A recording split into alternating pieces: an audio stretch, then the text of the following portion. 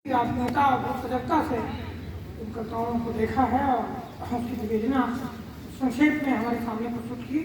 जाहिर से है कि अपना समय वो हमारे मुख्य वक्ताओं के लिए उन्होंने छोड़ दिया है, लेकिन जो इस तरह से उन कविताओं की विवेचना कर रहे थे और उससे लग रहा था कि यह केवल ये प्रेम कविताएं ही नहीं हैं, प्रेम के संसार में स्मृतियों के कितने कठोर रास्ते हैं उसमें उसका उन्होंने उल्लेख किया संकेतों में।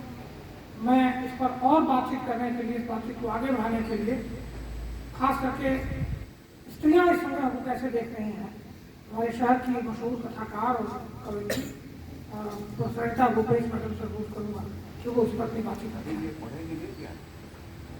ये पढ़ेंगी थोड़ा पहले लोग पढ़ेंगे किताब में।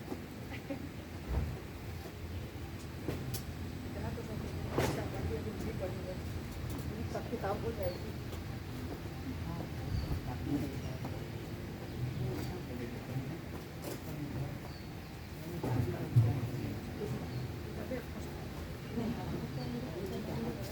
सही करवा थोड़ा नीचे कर दो बेटा।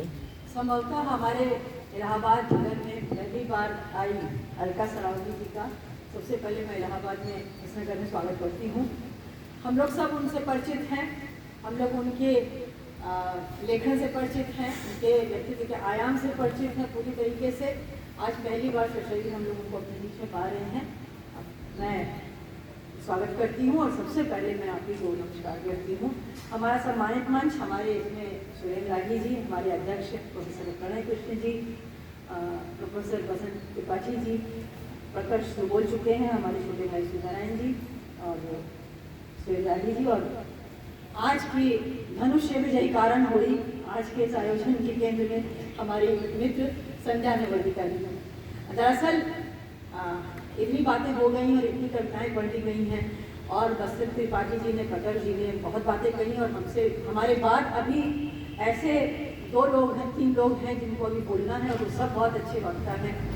प्रणय कृष्ण जी को सुनना, जैसे बसंत जी ने कहा, हमेशा अच्छा लगता है और हम लोग सब इसका फ्लैट मैटर अलका जी ने लिखा है, हम लोग सब उनको तबीयत से सुनना चाहते हैं कि वो इसके बारे में उनकी प्रथम प्रतिक्रिया क्या थी और वो इसके बारे में क्या सोचती हैं, ज़रूर जानना चाहते हैं। हम संध्या जी की कविता पाठ भी सुनना, उनका काव्य पाठ भी सुनना चाहते थे, लेकिन वो हम छोड़ देंगे क्योंकि इतनी कविताएं पढ़ी जा रही हैं कि पहला हिस्सा लगभग खत्म कर लिया गया है, दूसरे पे बसंत त्रिपाठी जी ने काफ़ी कवर कर लिया। थोड़ा सा मुझे भी बोलना है, तो मैं अपेक्षा करूंगी कि ये किताब सब लोग लें और पढ़ें, क्योंकि इन कविताओं से गुजरना एक अद्भुत अनुभव रहा है। बहुत सारी बातें हैं, बहुत सारी कविताएं पढ़ सकती थी, लेकिन मैं उनका रोक रही हूँ, मैं नहीं उनका पर कुछ कविताएं पढ़ूंगी ताकि ये जो बात हो रही है इसका थोड़ा सा आस्वाद थोड़ा सा बढ़े। और कविताएं भी लूंगी, पर इसको पढ़ते हुए मैं संध्या से अलग स्तर पर, संध्या से मेरा परिचय कई वर्षों का है, पर मुझे कहने की अनुमति दें कि मुझे इसको पढ़ने के बाद संध्या से अलग तरह से मेरा परिचय हुआ। 2 बातें मुख्य तक, 2 बातें नहीं कहूँगी जो कही जा चुकी हैं, 2 बात मुख्य हैं। पहली बात तो ये है कि हम लोगों के लेखन में, स्त्री लेखन में और कवित्रियों के संसार में प्रायः आरोप लगता रहा था कि उनके विषय का विस्तार बहुत सीमित है।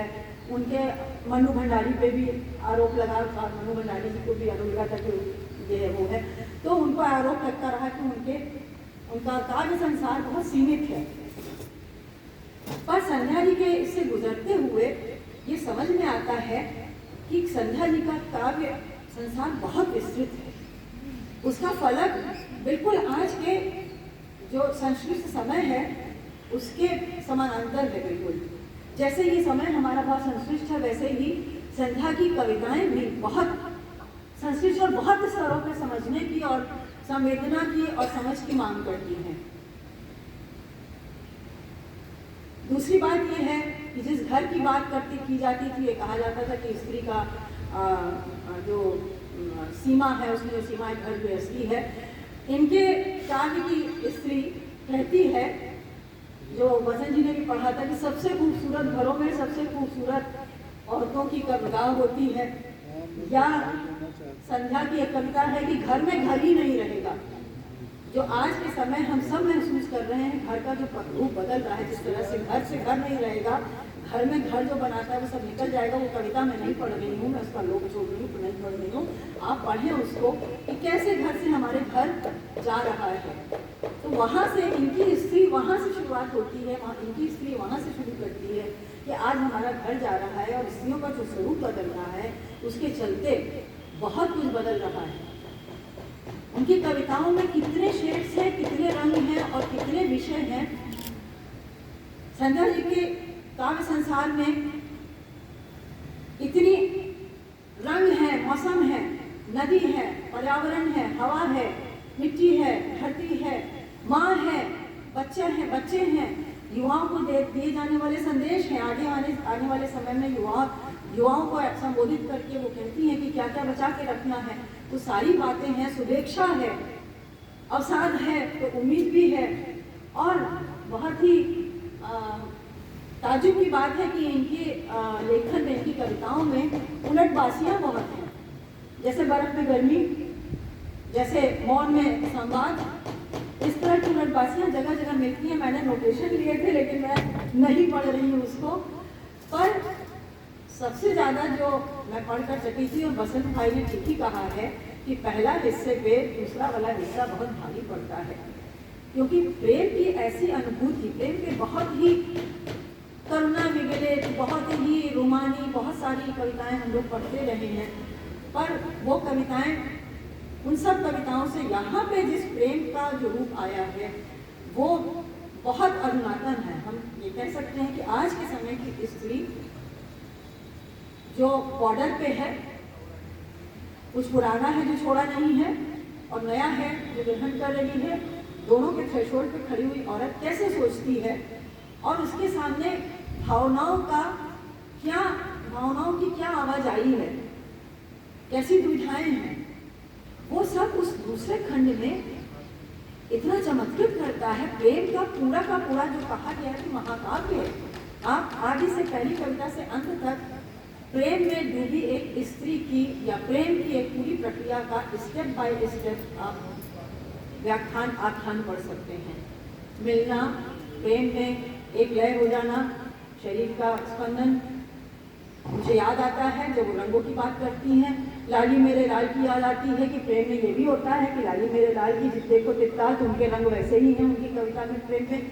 और इन प्रेम कविताओं से गुजरते हुए मुझे पता नहीं, कनुप्रिया की बहुत याद आई। रणवीर भारती जी की कनुप्रिया वो बार बार याद आ रही थी। और कनुप्रिया में तो संवाद या जो भी वो राधा कृष्ण को संबोधित कर रही है। यहाँ संध्या ने जो छोड़ दिया है जोगी, वो जोगी बहुतों के दिमाग में बहुत उत्पात मचा रहा है।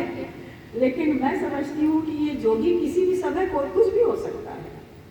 वो प्रियतम हो सकता है, कोई आदमी हो सकता है जो बिछड़ गया है, वो एक सपना पुरुष का हो सकता है जिसकी तलाश है स्त्री को। बिछड़ने के बाद भी संध्या की प्रेम में डूबी नायिका करुणा विगलित नहीं हो जाती है, हार नहीं जाती है, वो अपने आप को उद्दात करती है, एक से निकलकर बहुतों से जुड़ती है। जो हमारे यहाँ हमारे मशहूर फिराक साहब कहा करते थे कि प्रेम, जब आप एक व्यक्ति एक से निकलकर अनेक में हो जाता है तब वो असली प्रेम होता है। तो व्यष्टि से समष्टि तक जाने की जो यात्रा है प्रेम में, वो यहाँ संध्या की कविताओं में दिखाई पड़ती है। और अलग होने की जो भावना है, कैसे अलग हो रही हैं प्रेमी से, वो कोई आत्मीय स्वजन हो सकता है, कोई प्रेमी हो सकता है, कोई भी हो सकता है, उसकी हम तलाश ना करें। मुझे ऐसा लगता है कि पूरी कविताओं में संध्या की एक अव्यक्त सी तलाश है। बहुत हम लोगों के सबके जीवन में है, कुछ है जो पकड़ में नहीं है, कुछ है जो छूट जाता है। मुझे लगता है वो तलाश हर महिला के मन में है। कुछ है जो उसे छूट गया है, जो उसको पाना है, उसका अभीष्ट है, उसको मिल नहीं रहा है, वो इनकी सारी कविताओं में आता है। और हम यहाँ कुछ कविताएं पढ़ के अपनी बात खत्म करेंगे, क्योंकि हम बहुत अपने वरिष्ठ वक्ताओं को सुनना चाहते हैं और दलित को सुनना चाहते हैं। मैं पढ़ना चाहूँगी, जैसे प्रेम में उन्होंने यूज़ किया है, छल छद्म धोखा और फरेब देवी सी प्रेम की शब्दावली नहीं, युद्ध की रणनीतियाँ हैं, बार बार तोड़ना और हमेशा तोड़ते ही जाना, अंततः फूलों का हमारी जिंदगी से विलुप्त हो जाना है।